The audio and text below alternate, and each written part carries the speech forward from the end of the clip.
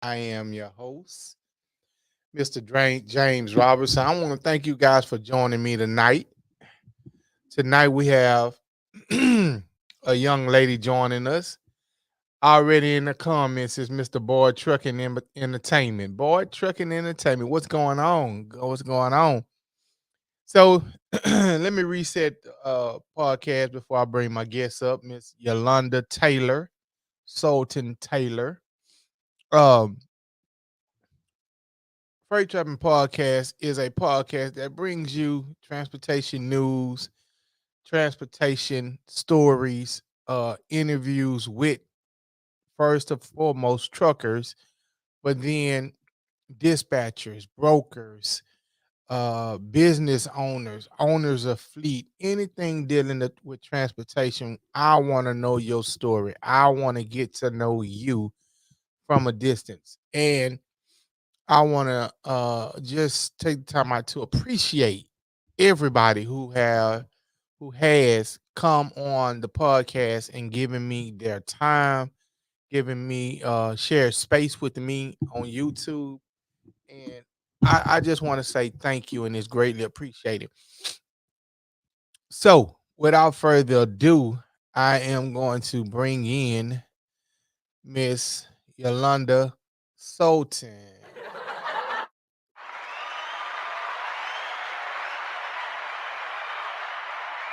Good evening. Good evening. Hello, everybody. How you doing? How you doing? I'm great. How about yourself? I don't know. Can you see the screen? I can see it perfectly. Okay, you see your comments already in the Hey, building. Tokyo. Yeah, I see him. Heart whelping. Charles, Oh, I got family in the building. Charles, what's up, Charles? That's my family. hey, Mr. Uh, Charles. Boy, Trucking Entertainment is in the building. Okay. Okay, we got some people in, so we're gonna jump right into this. We're gonna jump right into it. Um, cause I don't want to hold you long. I want to first of all thank you for joining in and giving me your time to sit down and talk with me about where you at in the transportation industry. First and foremost, I'm going to allow yourself to introduce yourself to the people in the chat and anybody who may be listening to this uh abroad. Okay. Well, my name is Yolonda Sulton Taylor. I am a native of St. Louis, Missouri, by the way of St. Charles, Missouri. Now, I grew up in the city of St. Louis, in the to those that are from St. Louis, Walnut Park, we call the, which is that's where I got and went to school and graduated from school. I'm a mother of three adult children, and I love to work with children. Right.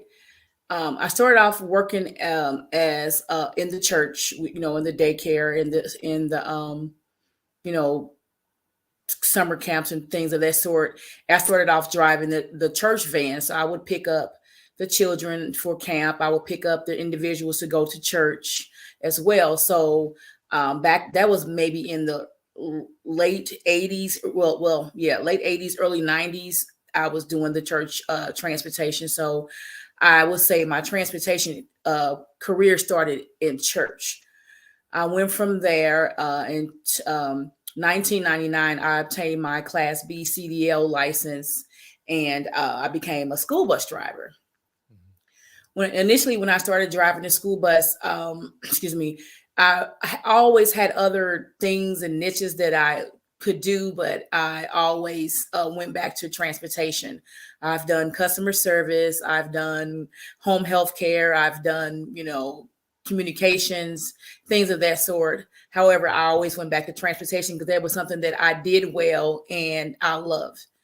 Um, Initially, when I did transportation, the reason why I started driving because I had young children and I was able to get up in the morning, get my children ready. And in some cases, I was able to take my children to work with me, because I worked for a particular district. And I would come home on my what we call a split, which is your a portion of your day where you have from 9 a.m. till like 1:30 where you're free because the buses are not running. So I would come home and cook and take care of things around the house and doctor's appointments and different things of that sort. So it worked out good for me because my children were young. I was a single mother. So it worked out really good. I had the opportunity to work for the city transportation company, but because of the race, my upbringing, I was always taught if you can't take your children with you, you don't need to go. So I felt as if I needed to be at home with my children because at certain ages, that time you need to really spend to build them and also to make sure they're reared correctly. So I didn't take the job because I would have to work nights. So I continued to do transportation. Over the years in transportation, I've done um, numerous of jobs from dispatching to washing buses, fueling buses. Um, 2018, I obtained my certification from the state of Missouri to become a Class B instructor. So um, that's what I did. So I am certified to train other Class B drivers to get their Class B CDL license to drive buses or dump trucks or whatever. Excuse me. The the reason why I continued to drive the bus was I work for a district where we have a program which is called the HT program. Mhm. And basically, the HT program is a program where children that were displaced from their initial homes, whether it may be in a fire, whether it may be in a loss of job, or just issues in a family, they were in shelters or hotels or staying with family members. So um, I did that for several years where we would have to transfer the students out of the district to the district that I work for, which gave me the opportunity not just to drive the students, but also to be able to feel where they're coming from and be able to help them in whatever capacity I could. That whether it be being a surrogate mother to some, um, whether it be being a listening ear, and helping in whatever capacity I could. So it also helped me to be able to minister to the children in a way where it's not forcible, but it's still ministry to me. It's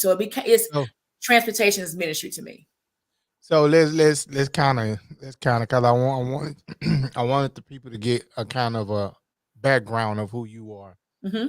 So let me dive a little bit. Let me go a little bit deeper. So you've been driving transportation buses for how long? 24 years on paper, but I've been in transportation a little bit over 25 years.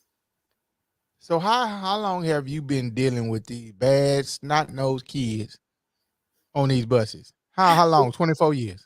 24 years.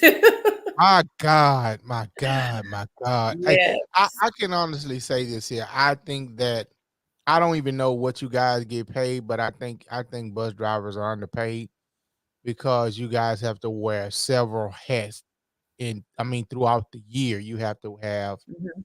Um you have to wear several hats. How hard is it for you to be, because driving a bus in itself is just a headache in itself, but now you have to be counselor, you have to be uh, mediator. You Mhm. have to be consultant. Right. Exactly. How did you adjust to that, along with being with all of the headaches that come with being a bus driver? Being, what I mean by headaches is dealing with four wheelers, as we call them in the industry. Mhm. That's your initial job, dealing with the four wheelers. But here comes you being a counselor, a consultant, a mediator. You know what I mean? Right. How long do you think it took you to just get, I'm not even gonna say get used to, but to handle all of those roles? I would say it took several years. I would say at least 5 to 7 years because, initially we were taught just to do our job. We were taught just, get on the bus, drive the bus, and that was it. So it took years for me to be able to deal with it, as far as student management, and as well as not stressing myself out, because I had to learn how to pick my own battles. And I also What a word. What a word. Student management. That's what I meant. How long did it take you? Student management. Yes. Go it ahead. took I'm five to sorry. 5 to 7 years, like I said. Yeah, it took that time because initially they tell us, hey, just write them up, write them up, write them up, and that doesn't always solve the problem. We have to get to Right. the root of the problem. What is the root of the problem? Why is this child acting out? Why, or they not want to sit down? Why do they not want to come to school? I have a student now that every day when she gets to the bus, she falls out, just has a whole total fit. She doesn't want to ride the bus. Mhm. She wants her mom to take her to school. But in the evening time, she's perfectly fine. Mhm. So I had to get to the root of why does she not want to ride the bus? Hey, is somebody bothering you? It's okay.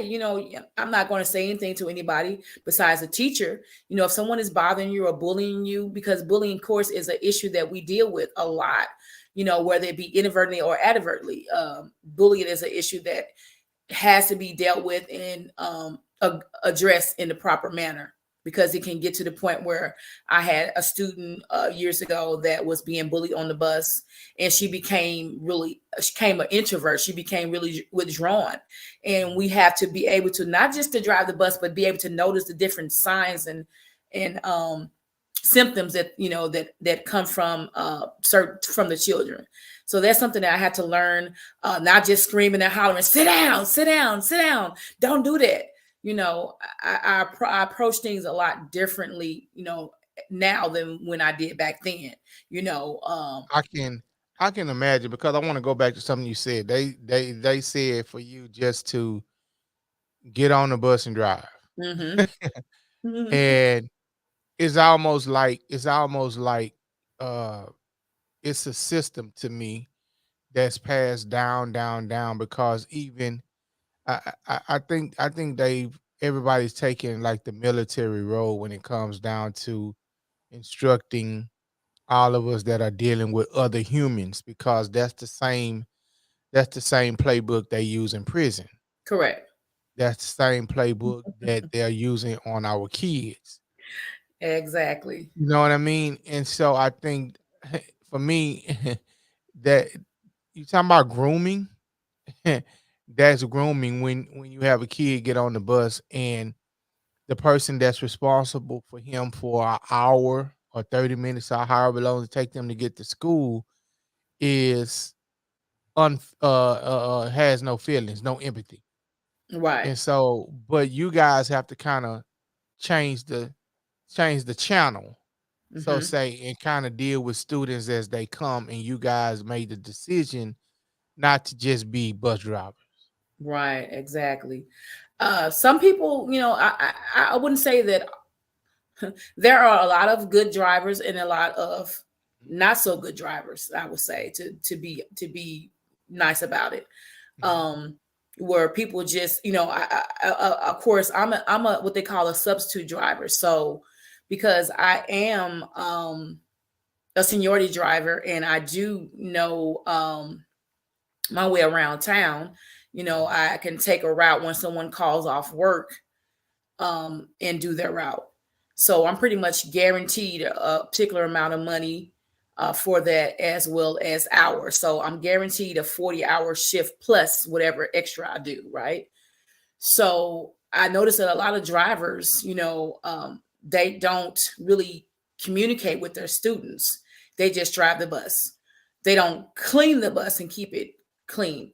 And I've come to find out, I come to learn over the years that children are creatures of habit, just like we are. They like structure.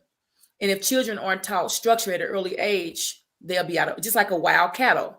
If you don't put them in a certain, group and tell them to go this way, they're going to do whatever they want to do. They're going to run wild. And I've seen that in so many different situations and circumstances where the drivers are not doing, they're just getting on the bus driving, let the kids do whatever. And so I got on the bus and I was like, looking in my mirror, like, what is going on? And it's a difference in this community and this community, right?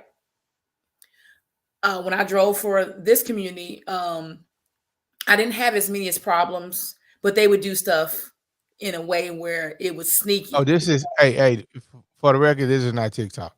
Oh, okay, So okay. so so So so it's a for difference the more between suburban right, communities, for the right. suburban communities dealing with the Caucasian children, it's a lot different. It's a whole Mhm, lot. It's a whole different arena, I would say, mhm.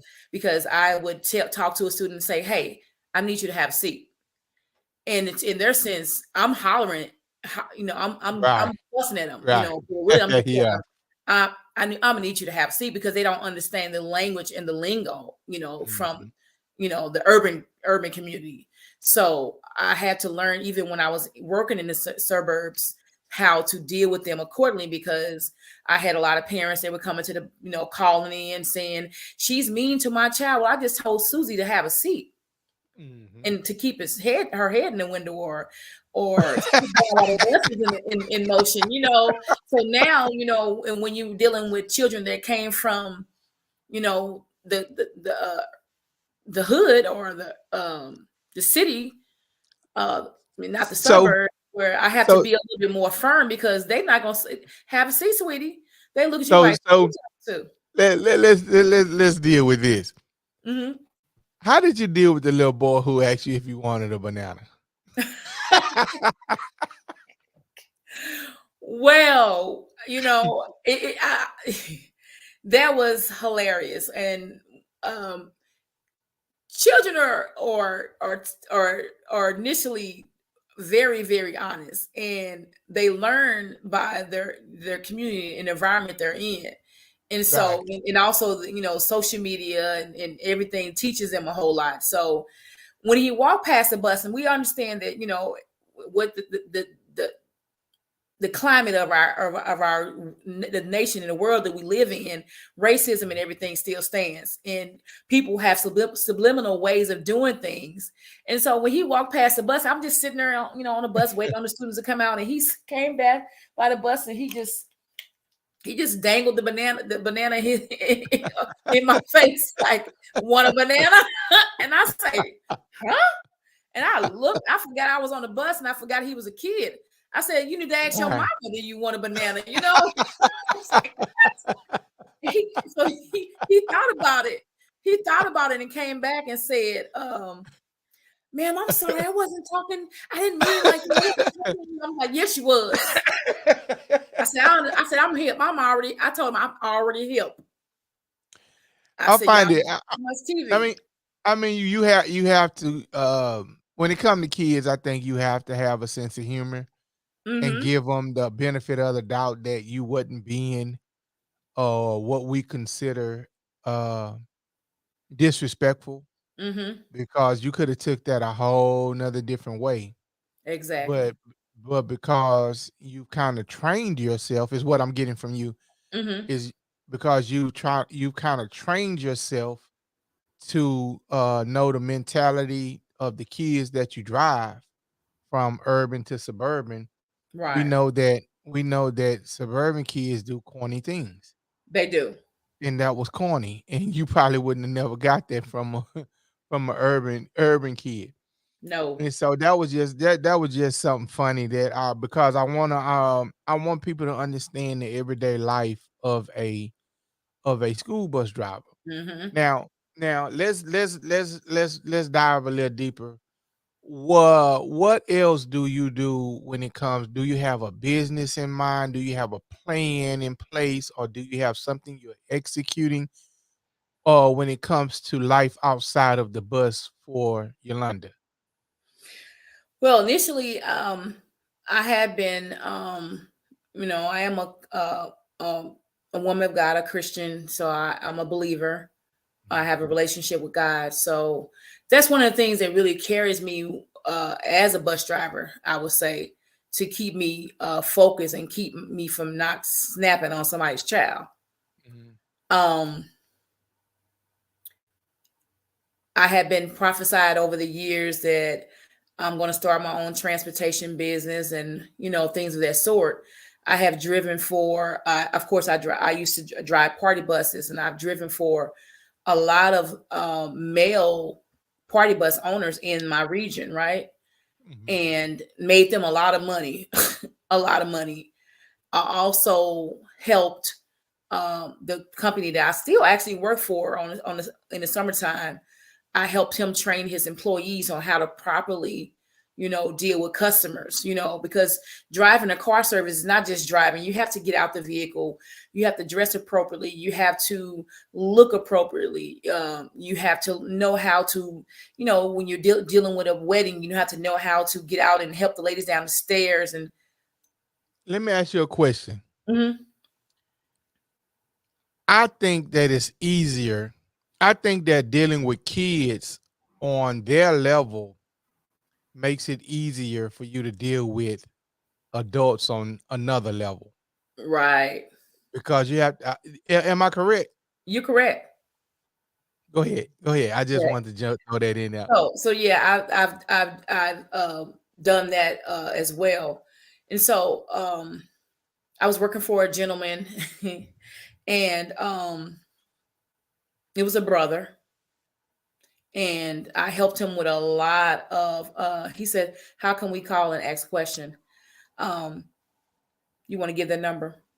Yeah, I got you. Once I get through interviewing Miss after I get through interviewing Miss Yolonda, I will drop the link in the chat so that you guys can come up and ask her questions and be able to speak with her once we can conclude the interview. Or you can type the question in the chat and I'll ask it for you.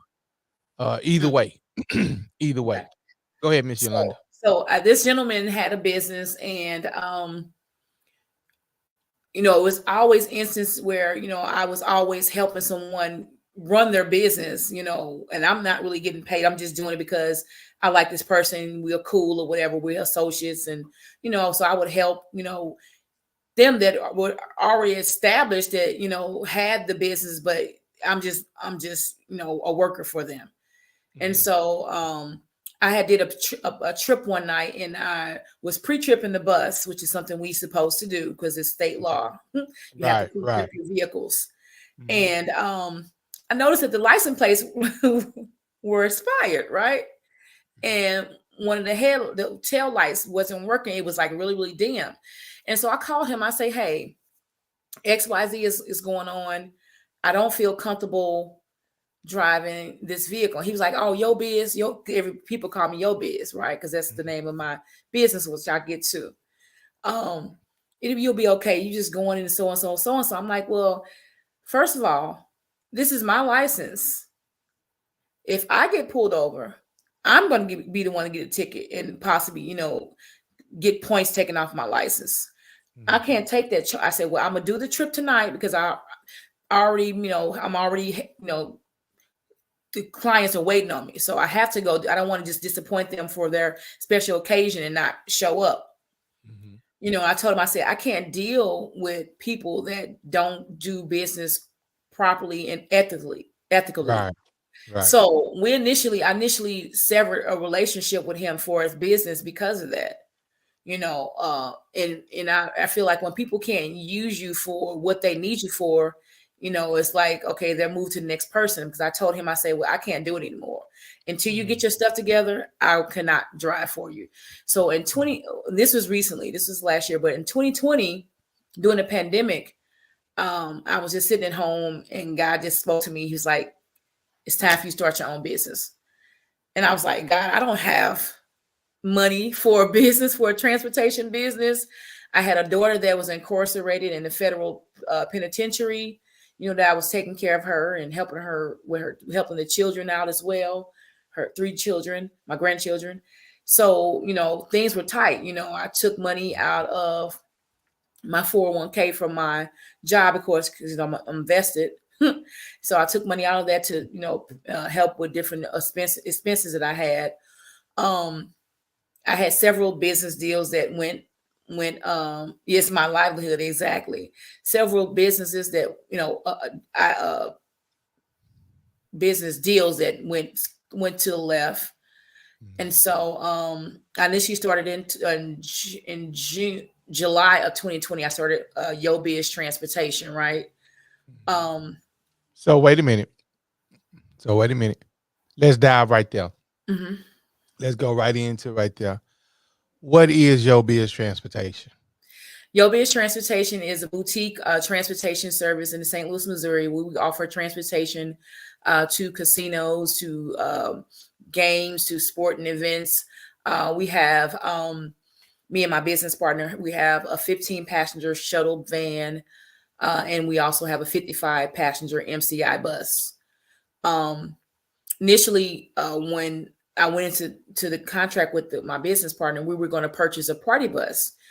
But I told him, I said, well, I told him we didn't really need the 55 passenger, just to purchase a two small buses. But he'd seen the bus and he was like, well, we should go and get it. I'm like, okay, hey, let's do it.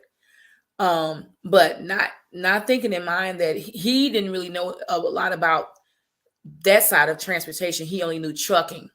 So I was the one that knew about party buses and limos and different things of that sort. So he was depending on me to do all of the work for us, the leg work, the marketing, and getting the drivers. And I'm like, well, I can't do everything by myself. I have a life outside of transportation.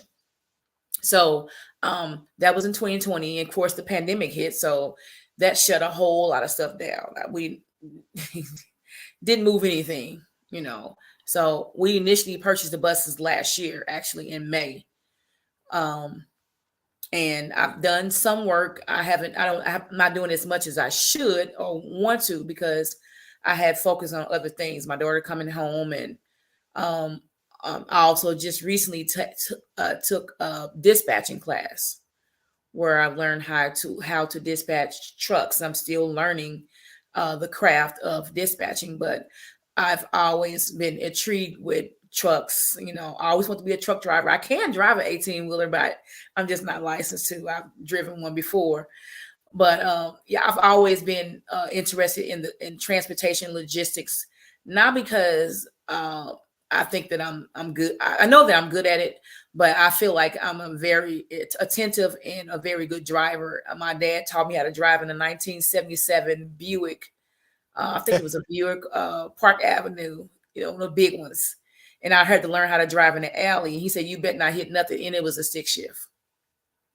Mm. And so Wow. I learned at a really very early age at 14 to drive, and so it just became something that was, it's like walking to me. Right. So your biz is basically, you said, a boutique Hmm. for transportation. And Yes, your biz transportation specializes in basically entertainment and some uh did I hear some other type of transportation, like I thought I heard you say at one point you wanted to do something else, as far as not something else other than what you're doing, but added it on to your biz. correct. What was that? What was that you wanted to do when you said you wanted to? Was it transport some needy kids or something like that? Yeah, actually, I'm over the summer. I'm going to be looking into doing getting a grant done for it's a school company here in Missouri that doesn't have buses, and it's Mhm. children that are displaced that Right. need ride back and forth to school. And I'm also looking into doing something for the summer for Six Flags. 'Cause one of my friends that had a business that sold his business uh, the end of last year. Excuse me. He went to he moved out of town, I think Texas, and he was an older guy, so he was retiring from and sold his business. So Mhm. he had a lot of contracts where he would take the children back and forth to Six Flags. So now that door is open. That's what it's all about, is Yeah. finding your lane and Yes. filling the gap. And I'm Mhm. telling you, and I think and I know that God is watching over you, and I pray for you fill in that gap because I think you have the skills to do that. I think you have the temperament from driving all of the rest of those kids to handling those kids, and I think that may be a niche that's going to take you to where you want to be. I mean, as far as finances, as far as being your own boss, as far as Hmm. being able to run a fleet of those businesses, Right. and not only in Missouri but in other states. You probably can. You're probably going to start up something that you have no idea about. You're going to start up something that you have no idea about, and I Yes. think and I think they just said that's wonderful. The kids would Thank you. appreciate that, and the parents too. I Yeah. think parents. I have a Yes. 4-year old, and I would hope that he wants to ride the bus, and he's going to ride the bus next year. Yeah. I would hope that his bus driver has the same temperament that you do and the same care that you do, a- as you drive those kids now. Yeah. And I think because of what you do now, God is going to bless you tremendously in your own. And so I Yeah. think that's wonderful. I think that's wonderful. Yeah. When she said that, it made me think about it. Over the years, I have so many testimonies that came back. One of my students wrote a book about being bullied. Hey, sister, that's my friend, sister, right there. She's a poet and So- she's awesome. Um, um, so, and I have one student that lived in one of the rough communities, which is Berkeley, Missouri. Mhm. Y'all heard of Ferguson? Yes. Oh Ferguson, yeah. Missouri. Oh Right yes. next to We Ferguson yes.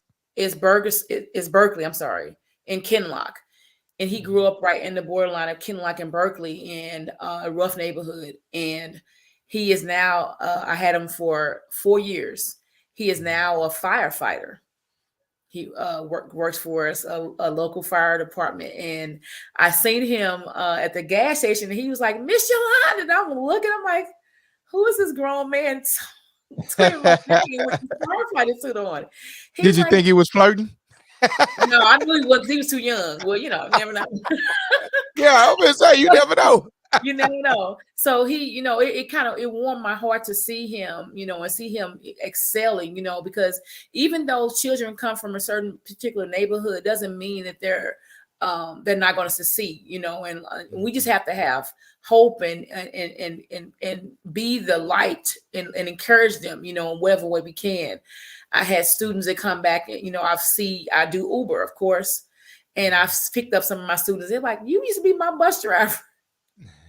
I remember you was really nice and used to play that gospel music in the morning." I had one student recently inbox me Mhm. on Facebook, and he said, "I seen you on my cousin's Facebook page," and I was like, "That's my bus driver." And he Mhm. said, he explained to me, how he had got into some trouble, Mhm. but he got himself together, got him a job, and he said, just me, the fact that I would, encourage him and listen to the music in the morning, even though they didn't want to hear it. He said that made him want to turn to Christ. So he ended Mhm. up giving his life to Christ, and he just, just for him to come back and say thank you, Mhm. that means a whole lot. Wow. You're behind the wheel and you're pouring in the kids in more ways than one. Hmm. How satisfying, I used to coach Little League football, but how satisfying is that you seen that young man and he became a firefighter? How much did that give you a boost to say, okay, I'm gonna go one more year? Yeah, One, it warmed my heart. This was like 2 years ago. It really warmed my heart. I see students often. I have one student that looked like what's Lauren London, Nunu. mhm, mhm. Nunu. I used to always tell her, you look. I said Nunu. I used to call her Nunu because she looks just like Lauren London. It couldn't actually be a double. I seen her recently, and she was like, "Oh my God, Miss Yolanda, you remember me?" I'm like, "Yeah, no, I remember you."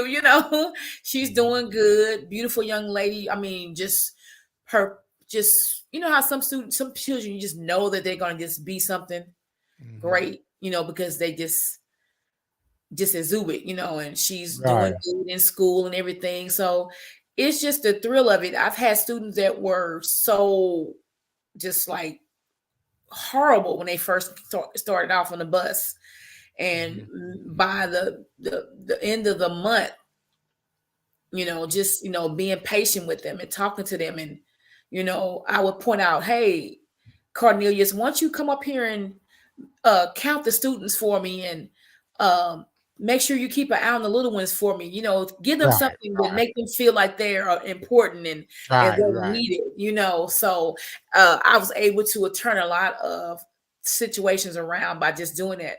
Now, it have been times where I've seen squirrels and dogs in the street, where I had to stop, and Mhm. they were like, okay, she's not playing because she's not gonna slow down for animals, and you know. Yeah, yeah, because that honestly, that is the rule when it comes to insurance over trucks and buses. Mhm. That, Mhm. they're not gonna give you a pass because you saved the life of a squirrel or a deer or a dog. One of the rules Yeah. is that you have to hit that object, and if you hit that object, then you're not at fault. But Right. if you swerve and try to miss it and you hit somebody else or you go off the road, you are at fault. You are So fault. the Yeah. safest thing, just FYI to those who don't drive trucks or buses, FYI, that if they hit a dog, they have to hit them Yeah. because they rather save the lives of those passengers than the life of a dog. And I'm Right. not saying that dogs' lives don't matter, You're right. but but a dog's life compared to what, 42 kids Mhm. on the bus, I choose 42 kids. I choose. So Right. let me ask you a question. Did you write a book? Yes, I did. Tell me about the book. Well, my book is a memoir of my life as a young child growing up in I guess I would say a broken home. My mother passed away when I was 5 years old, so I dealt with abandonment throughout my adulthood, childhood as well. I didn't really understand until I got into church and start studying and start reading the word, and God revealed to me just a couple of maybe a. Just real quick. I'm sorry, Mhm, real quick. mhm, How you're here, you're a business owner, you made it through. mhm. Just real quick, and we'll jump back to the book. How difficult was it as a young lady to grow up without your mom? It was very difficult. It was very Mhm. difficult. It was my dad raised me, of course, and I had a amazing stepmother. However, she wasn't my biological mother, but she was Right, amazing. right, She was amazing. It right. was some things that I initially needed from my mother that I did not get because she wasn't physically here. Mhm. Um, so it was hard in a sense because I felt like, it was I needed her. When I needed her Mhm. the most, she wasn't there. Uh, Right. I always wondered and thought, what would our relationship be if she was here? How would she be? I don't know. I don't even remember her voice. I do remember her scent and I do remember her face, So you but were young? I was young. I was 5. Oh, wow. Wow. So that caused a lot of trauma in my life, and initially the trauma caused other things to trickle down, looking for love in all the wrong places and acting out and different things of that Yeah, sort. I Yeah. don't want you to give the book away. Is that in the book? Yeah. Okay, so let's go back to the book because I don't want you to give the details because I want everybody to go get your book, Hmm. if possible, and you can give all that information, and I'll try to put it in the chat so that people can go back and if they want to support. I want you guys to go and support her book. So let's talk about the book because all of that is in the book. Go ahead and tell us more about the book. Hmm. So basically, you know how you can, when you feel like you're not loved, you don't really know what love is. So you're looking for love and wanting to receive love from people, but you're not getting it the proper way. So I ended up getting into relationships and situationships because I was looking for love and acceptance from people, you Mhm. know. So yeah, that's a little bit about the book. I'm not going to give a whole lot, but the Yeah. title of the Just book wet our is whistle. Just wet the whistle a little bit. so I'll read you a little insert. I have the book in my hand here. Give me the title of the book. It's called Making It on Broken Pieces. Making it on, bro. Okay. Let me see if I can put it up here. Yeah, we see it really good. I Oh, you see it. can. Oh, that's a nice cover. I like that. And it says, I made it on broken pieces and still standing. So a little bit, I'm gonna make it quick. Excuse me. Remembering the days that you that were carefree and no worries in the world, walking hand in hand with you, loving the very thought of being there with you. Is nowhere else I would rather be. Smelling your sweet fragrance, feeling your gentle touch, and hearing your reassuring voice that everything is going to be all right. I believed, trusted, and loved you with all that I know to be loved. When you were around, it's like the earth would stand still and only you and I existed. Then one day I looked around and you were gone like a vapor in the air out of my life. That's Miss Author Yolonda Sulton Taylor, making it on broken pieces. Where can they get the book? It is Amazon. available on Amazon.com. Go to Amazon.com. I have the title of the book in the chat. And it's It's actually also Yolanda Sultan with the O in Sultan. Sulton. Ah, my bad. My bad. Yolanda. Yeah, I know a lot of people spell it with an O. YOL. Let me A. change that. Mm-hmm. Let me see. So go ahead and tell us a little bit more. You can get it on you can get it Amazon.com. Mm-hmm.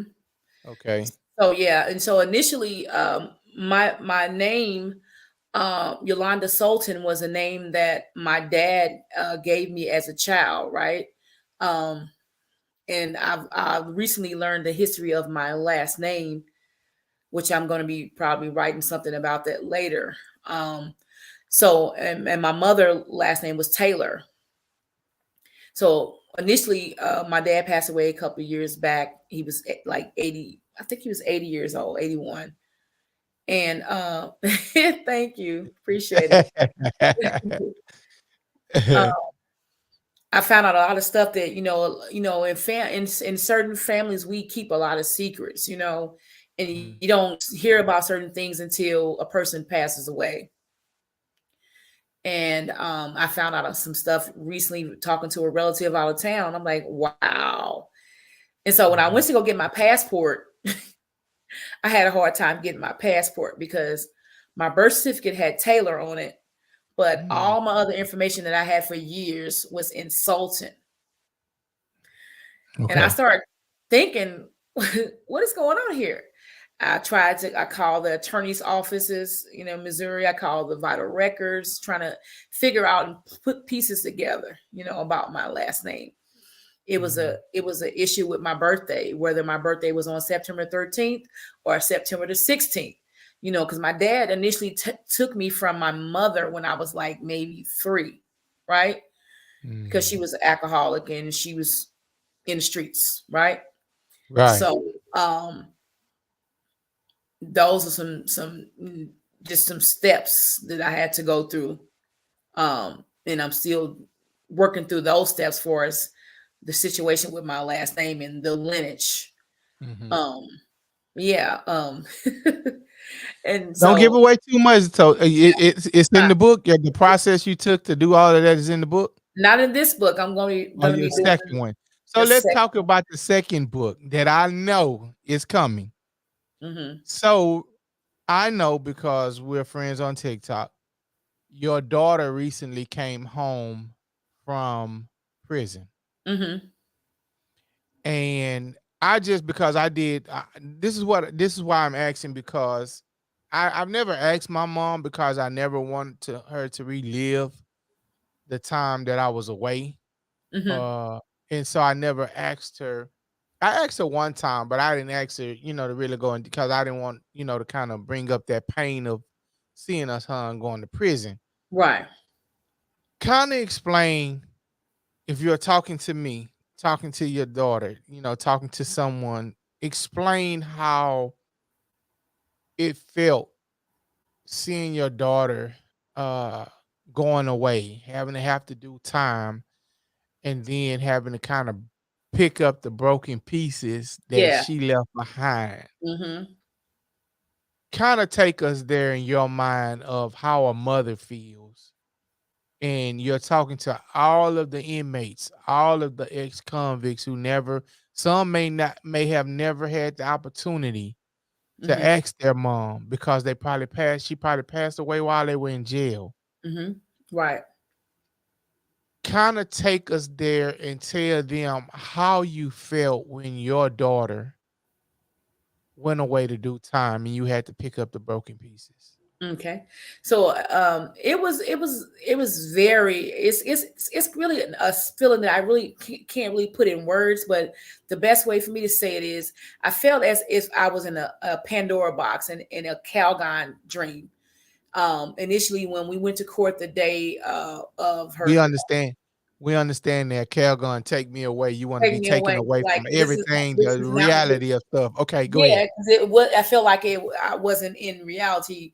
That I was having an out of body experience because I'm like, okay, God, I raised my children the right way. I taught them X, Y, Z, and I did the right things. I made sure they were in church. Why? But I had to understand because I felt like I was a bad mother, that I failed my daughter in some type of way. But I had to understand that it just the last couple of years, I came to the realization that I had did the best I could with my children, and I did what I was supposed to do. But they just decisions that they made, Mhm. and so I had to stop beating myself up because of the decisions that my children made. Um, you know, when the judge sentence gave that and put that gavel down, it was like, did this really happen? Like, gotta be kidding me, And for that time, I felt like I was being locked up too. Um, and me, the way I felt, as if even though I wasn't physically in prison for those years that she was gone, for the 5 years, 6 years, 6 years, I was in a mental, emotional prison, right? Because I put my life on hold, to make sure everybody and everything was okay. So that's how I dealt with it. Where it was my health, because I was stressing and worrying. I became an advocate, for my daughter, as well as other family members and friends of mine. As we would advocate, I would write letters. Okay. And they moved my daughter so many times from prison to prison because they got tired of us bugging them and sending letters to the president's office, to the governor's office, to the news reporters. So yeah, I was advocate, and so that was something that gave me peace to know that, you know they're not going to do anything to her, because they know if they do, this is going to happen. They're going to be exposed. So even though I did that, I still had a void because I wanted her to be home. And I'm I sitting feel here like, shaking. I'm sitting here shaking my head because, like I just said, you never know how a mother feels, mm-hmm, you know, because when you go in, you have, as a man and as a woman, you have to immediately begin to switch your train of thought, your feelings, everything you were taught. You have to start switching that because you have to adjust in a nick of an eye. And so you kind of say, Mom, I'm gonna be all right. mm-hmm. Smile, Mom, I'm gonna be all right. Because you know your mom is worried about you, but that's not the most important part. Yeah, The yeah, most important part is a mom asking or dad asking, where did I fail my child? And mm-hmm, that's what I just heard you say. Right. And I can almost hear my mom asking herself that question. That's why I had to drop my head, and that's why I wanted you to kind of paint the picture of how a mom feels Mm-hmm.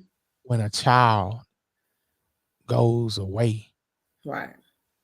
And the main thing I got out of that, because I have to understand how you guys feel now, because I'm not in jail anymore. Mm-hmm. So I can't just say, okay, my mom, all right, don't worry about me. That's what I used to say when I was Right. in jail, in order for me to get through to the next day. Mm-hmm. Because if I harpered on, man, I feel my mama, I was gonna drive myself crazy. Mm-hmm. But now that we're home, we can connect and understand that, man, my mama felt like a failure when I went to jail. Right. Wow, that's heavy. Yeah. And initially, it was kind of a hmm. I write that I'm putting in the book, but it was kind of a generational type of thing.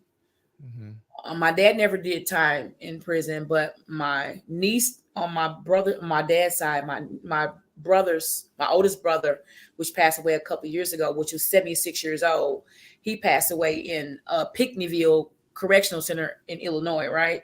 He did mhm, 19 and a half years in state prisons with Menard and uh, different, I don't know the other names of the ones in Chicago and Indiana.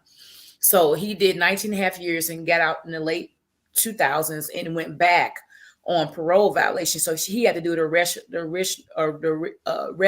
of his time. My brother was a paralegal. He was an advocate. He got so many people out of prison during his time in prison. He was, mhm, when I say he was shrewd with with his law, to the point where he had several law certificates, and people wanted him to come work for their firm. And he also had some lawsuits that never came to fruition, that I'm still working on one, from different prisons where he got assaulted by the guards and different things. Anyways, um Wait I a so minute, wait a minute. Are you familiar with the show what show? that 50 Cent produced on, ABC? What was the name of that show? It was based on a true story, but, I mean, of course, they added some things. Well, same manner as your brother, Miss, Will Roth. Do you remember the name of that show? You talking about Um, huh? power? No, no, no, no. It's on ABC. It was on ABC, not on cable. Hmm. Oh, okay. Uh, but the gentleman, pretty much like your brother, went to jail, began to do law, and was helping other inmates get out through what he had learned from the law, Mm. and came out and was, I mean, he was so good at it, they had law firms offering him jobs, but the main thing is that he learned law in jail, and he started helping other inmates, is what I'm Okay. getting at. Okay. Mhm. I've never seen that show. I'm gonna have to Google that. Yeah, let me go ahead. Let me see if I Yeah. can find it real quick. So another thing that I forgot to mention too, as well, because I am a female in transportation, and the industry, of course, is 80% men, for as a transportation on my side, for as buses and limos and stuff like that. So oftentimes, because of the issues that I had in the past with self-esteem, thinking I'm not good enough, because I came from a particular neighborhood. My dad didn't have a high school education. He couldn't even read, as a matter of fact. But he was able to, take care of his family, worked an excellent job, or union job. So a lot of times, I dummy that I've noticed that I've dummied myself down because I felt like I wasn't good enough. Um, Right, right. so that's something that I'm still working on, um, to learn to accept, that I'm I'm worth it. I also offer, people call me the plug, right? In St. Louis, they call me the plug because I my ear is always to the street, and I know people because I never meet a stranger. I talk to people a lot, doing Uber. I meet a lot of people. So if it's something that I know and information I will share, I don't have a problem with that. The lawyer is called the lawyer. Okay. No, And no, no, so, no. It's called no, Miss Roth. I found it, but yeah, it's called For Life. It was based on the true story of inspired by Isaac Wright Jr. So oh, if you okay. guys want to, yeah, it was called For Life, and it was inspired by Isaac Wright Jr. Go ahead. Okay, for life. So yeah, but I initially I used to do, I started off doing a um, consultation service where, because people would always call me for transportation stuff. People that had transportation businesses or wanted to start, I've helped several people start their transportation business, where they be what they call it, medical transportation or party bus. I've helped people and never even asked for a fee. And so people like, you should start charging. You should start charging. And now, I'm like, okay. I think, oh well, I can do a business. I still sometimes don't charge people for anything because it's just the kinds of my heart. I've also, over the last 4 5 years, I've been doing driving lessons, right? And so that's initially something that I want to do, start my own driving school, because I'm not certified to do the lessons like through the schools, Mhm, have the mhm, driving school, but I am certified through the state of Missouri to do Class B. mhm, So I've taught over 15 people or more to drive a vehicle, a car. My sister Right. is Oh yeah, my yeah. sister's 52 years old. She recently learned how to drive about 2 years now. She That's was nervous, good. she was That's scared to good. drive. And so I initially taught her. I had a young man that last year I taught to drive because his mother passed away, and he had a fear of driving because he was in an accident and he almost died. Okay. So So I've taken up an hour of your time, yeah. and this is what I want to do. I want to be able to. I've dropped the link in the chat, right? And Hmm. before I bring, and for those of you who are in the chat and you want to come up and you want to give some words of encouragement, or you want to have a question, or Hmm. you want to say something about the podcast, or whatever you want to do, interview is for Miss Yolonda. So for the next 15, 20 minutes, Hmm. I've dropped the link. All you got to do is click the link. It'll bring you up, and I will join you guys in on the last 15 of the show. So this is, like I said, I want to thank you for your time. I want to thank you for everything that you're doing for Class B drivers. I want to thank you for, just because I've seen you in action, because you've been on the phone on TikTok with us while we're in the live.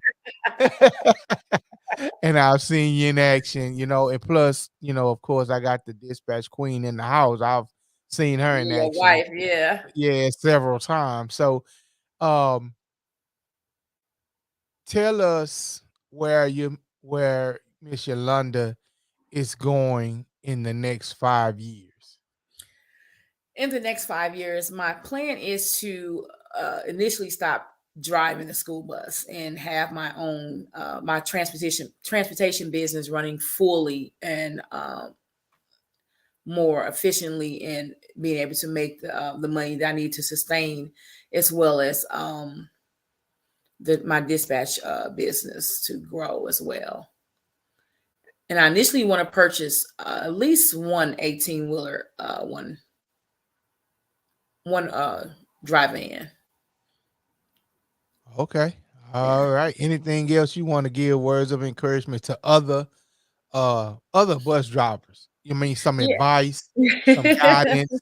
Let's end with that, because I think that you are on the right track with that. I think that you have a skill set that some of us don't have, even especially myself, when it comes to dealing with kids and the bus. So let's end with that as far as the interview. Give some words of advice, some encouragements to those bus drivers or anybody seeking to get into bus driving. Uh, from your experience, 25 years in the business, give your experience and your advice to them.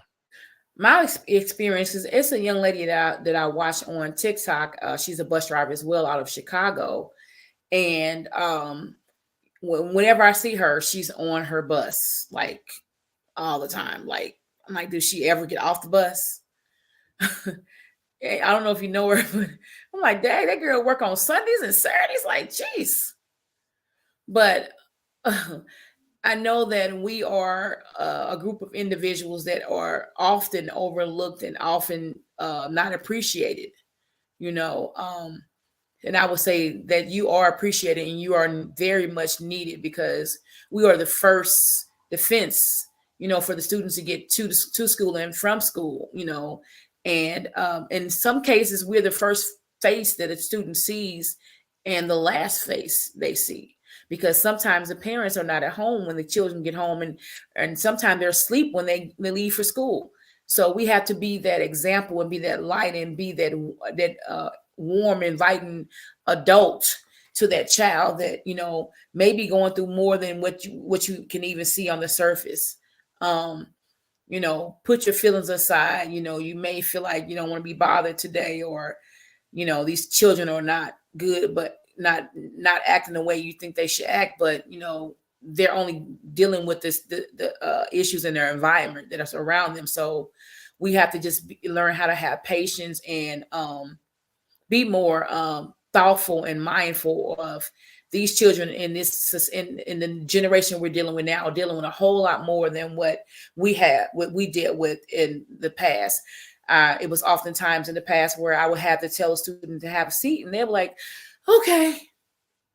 But now you tell a student to have a seat, you got to have a whole conversation on why they have to have a seat, because they're dealing with so many issues. So I would say just be patient and be available, and just do your job. And being as a bus driver, same thing as a truck driver, I would say, or any type of transportation, we have to have integrity at all times, meaning doing the right thing even when no one else is watching. Because oftentimes, I sit on my bus, and after I pre-trip my bus in the morning, some days I don't want to pre-trip that bus. Sometimes it's cold outside or raining or my knees hurt or I just don't want to do it. But because I want to just do the right thing in the sight of God, I still do what I need to do, even though I don't have a boss over my shoulder saying, you ain't check the tire, you didn't check them leaf springs, you didn't check XYZ. Right, I do right. the right thing because I know it's the right thing to do, because, when you do the right thing, right to come back to you. So I would just say do the right thing and have integrity in everything you're doing. Everything else will work out for you. Good deal, good deal, good deal. I want to say thank you to Miss Yolanda. And so we're gonna jump into this portion. And I don't know where Miss Will Route Consulting went to. She was in the green She's room. here. She's here. Yeah, yeah, but she was in the green room. I was gonna bring her up, but she said bye. So she has a question right here. So the question is, do you believe that these experiences have contributed to sharpening you into the compassionate bus driver you are today? Yes, because I can see a lot more clear. Certain. I don't know how to really put it in, how to say it without sounding weird, but I guess I have I would say I have a discerning spirit where I can discern certain things. Even though a person may be smiling, because oftentimes we have learned how to put on a poker face, which is something we have been taught as children. Oh, you smile even though something's wrong. No, if you're hurting, let somebody know you're hurting. You just Let can't it be out. cheese it, let it out, let it release it, let it go. And so I believe that the experiences that I went through as a child, and even as a younger woman, helped me to become the compassionate person that I am. Because at some point in my life, I was very mean and angry and vindictive and scandalous. Okay, so it took experiences and it took the love of God in my heart to cause me to be a better person and have compassion, because someone had compassion on me. Okay, we got another question. Question two. I had the pleasure of seeing you. This was from Ms. Will Route. I had the pleasure of seeing you on several live streams in the morning, and I have noticed that you take the time to walk through your bus and thoroughly inspect each seat after. Okay, you got another one. The kiddos have Okay. exited the kiddos have exited the bus. I am curious to know. You should have came up here. Why you leave? I am curious to know the reasoning behind this practice and why is it so important? It's important because oftentimes children, they go to school. They're at school for the younger children, and even the children, they're up on their phones and up and they early going. School drains them throughout the day, and oftentimes the small children, they've been in school all day and they're sleepy, so they fall asleep. Even I've had older students that fall asleep on a bus, and I'm looking up. I'm like, oh, they hopping up at the last minute. Somehow, oh, you missed my stop. No, I didn't.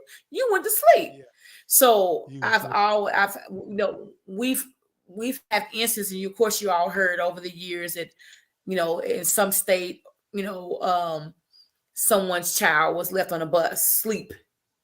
You know, so that was just a practice that I have over the years, because, and also not just sleeping children, but um the children leave stuff on the bus, like their cell phone. They lose cell phones.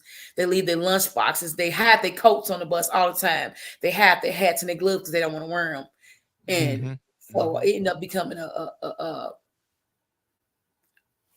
lost and found on the bus. So Right, that's right, always, right. I always check my bus, and of course we have to do what we call the child check, or we check for students after each route and at the end of the day, because we have to push a button in the back of the bus in order to turn the bus off, so we can exit it. Because Oh, if you go back to the school bus yard, to the base with a child, you lose your job.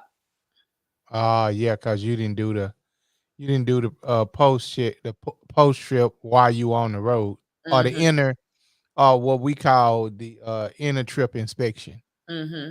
Yeah, so that's the inspection while you're out doing your duty, and you stop, and you're supposed to do an inspection with the truck drivers. You're supposed to do an inspection every time you stop, Right, which keeps exactly. you from. And so that's called an inner trip inspection. Hmm. Okay, okay. And how often? That's a good question, Miss Rob. How often do you find, or have you found illegal substances on the bus? And that'll be my last question, unless somebody else have another question. I, I I'm have, just curious. I'm just curious. in all the years, maybe three times, Okay, okay, found weapons and paraphernalia on the okay. bus. And even Weapons and I paraphernalia. even had students last couple of years, come on the bus and they'll get on. I'm like, what you got for funny cologne on today? Oh, bus driver, you tripping. You tripping. That's how they say, you tripping, bus driver. And I say, well, hey, I'm a person. I clean my bus. Even if I'm not driving my own personal bus, I like to keep it clean. And I have issues with scents, right? So I always Right, keep an air right. freshener or something with me, because I think it's something from childhood, that some type of trauma that I have dealt with. I'm still working on why it's like that. But certain Mhm. things just make me nauseated, sick, or just bring back a certain time in my life. So I constantly keep spray, right? And so I had this bod spray. Somebody had gave me some bod spray. It's like little gift things. And so, yeah, they're loud. And so I said, well, here, I got something for you. Spray a little this on before you go into school, because I don't want you to get in trouble, because, they hadn't legalized it back then. But Hey, still, well, yeah. we're not gonna say that, because you kind of were complicit when you did that for him. I was, You was complicit. That's how they gonna look at it, right? oh, but yeah, yeah. but I understand that you, as a bus driver, and the mother in you, told them, Yeah, the hey, mother, yeah. yeah, yeah, the mother in you kicked in, and but with those folk, when it come down to, they just want you to drive. We don't want you to be nobody's mama. Yeah, At that's that what they, point, yes, that's true. that's That's that true. that's where they would have went with that. I've been there, done that. You know what I mean? So I just want to echo this comment. I just want to echo that comment. This has been a great episode. Congratulations to you on your businesses and the opportunities that you're gonna have and that you're gonna succeed in. Um, take it to the next level. You're now officially a millionaire freight trapper. Amen. And And thank you. before go ahead. No, I last thank word. you for you and your wife for the opportunity to come on the Freight Trapping podcast. Mhm. Truly, it was an honor, and of course, you didn't have to have me. You could have had anyone else, but I appreciate you all for coming out and supporting and listening and commenting as well, asking questions. Yeah, thank you for everybody that was in the chat. Thank you guys for tuning in. Thank you guys for listening to this. And I just want to say this here. This has been really good. So I'm going to have to go through here and I am going to have to find about 2 or 3 clips to post on the TikTok. So Mhm. give me a minute. Let me run through this because this is live, y'all. This is not recorded. Right. This is live. I have done some recordings and just dropped them, but I am going to go through and this has been a great interview. I am going to go through and try and kind of clip it up and drop it on the TikTok. That way you can have it and I can have it. But you can also go to the Freight Trapping Podcast on YouTube and you can download it and share it and all of that kind of stuff as well, because it will be up just as soon as we get off. Okay. Once again, I want to thank Miss Yo Biz, Miss Yolonda Sulton Taylor for being a part of the podcast tonight. Oh, and you can And follow me as well. that's what I'm finna get to. Give them all of your info, and we're gonna end on that once we give them all of your social media, your info, and everything. Okay. So you can follow me on TikTok at um, YoBiz. It's YoBiz, the number 2, and then the letter U.